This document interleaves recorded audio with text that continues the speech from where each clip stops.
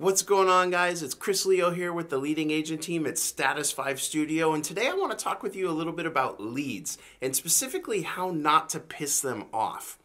So if you've been following these videos or you've been reading any of our blogs, I'm sure you've got your direct mail campaigns moving well, you've got your Facebook advertising on point, you've got your ad retargeting going full blast, you're following up with your sphere of influence and your past clients, and no doubt you're accumulating a lot of leads. Those leads are all going to need follow-up, and it's really important how you follow up with these leads because, one, you don't want to make them think you're a crazy person, and two, you spent money, elbow grease, and time just trying to generate those leads. You don't want to piss them off. So, here's a few things to keep in mind when marketing to those leads. Remember, what you send matters.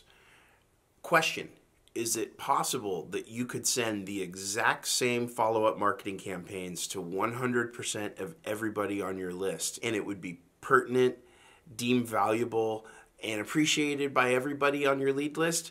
Of course not. It's impossible. There are all different kinds of people in all different kinds of life circumstances that have different needs. Now, can you tailor 100% of all your content to every individual little person in need?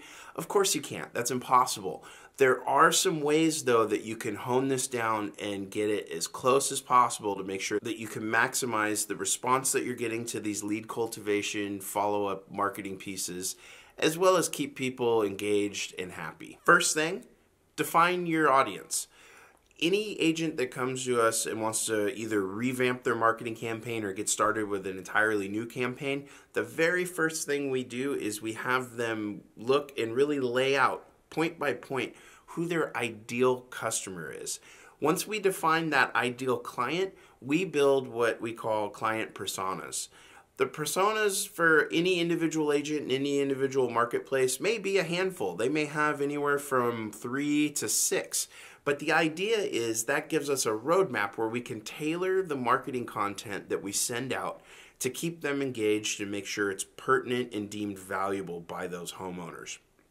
The very same personas that you build for the marketing pieces that go out initially actually can be used for your follow-up lead nurturing as well. Those personas will help guide you to what to send as lead follow-up and nurturing campaigns. For instance, maybe you have one persona that is comprised of somebody that would be considered an empty nester. Now, what you create for empty nesters is going to be vastly different than any type of nurturing or marketing material that you would develop, say, for a young family that has another child on the way and they need to sell their home and upsize into a bigger home. Clearly, if you sent the empty nester marketing to the young family group, you could see how this wouldn't be well received at all. They're going to think you don't know what's going on, or you're out of touch, or you're just not paying attention to their needs, and they're just going to move on. So the key point here is define those personas in the beginning and take the time to create the marketing campaigns and the lead nurturing campaigns that correspond with them. Now, I get it. If you have maybe, say, somewhere between 2 and 6 personas that you've built, it is going to be a little bit of a pain in the neck to create different campaigns for each one. But trust me on this, if you spend just a little bit of time doing this up front, it's going to pay off in massive, massive ways that you couldn't believe.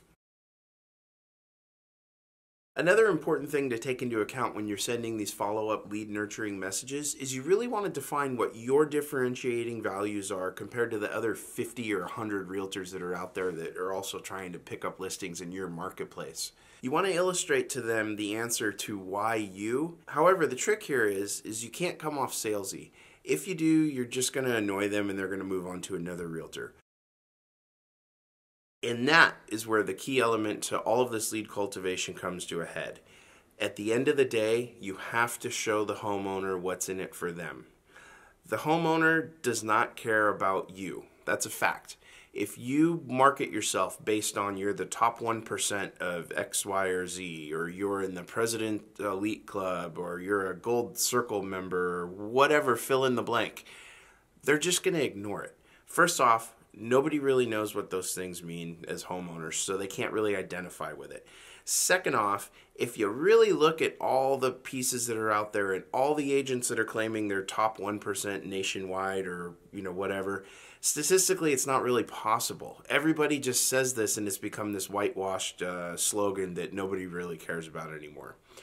And lastly, we're all humans, and human beings by nature are all a little bit selfish. So if you can show me what's in it for me to hire you and how it's going to benefit me, you're going to win. I want to know what's in it for me. Every homeowner wants to know what's in it for them. So all of your lead cultivation material, while you're telling these stories and showing how you're different, they always have to draw direct lines back to exactly how that's going to benefit the homeowner should they choose you to sell their home. So that's it. I hope these tips were helpful. If you have any others that I didn't think of, put them in the comments down below. If you have any questions, email is in the description down below as well. So go out there and make it a great day.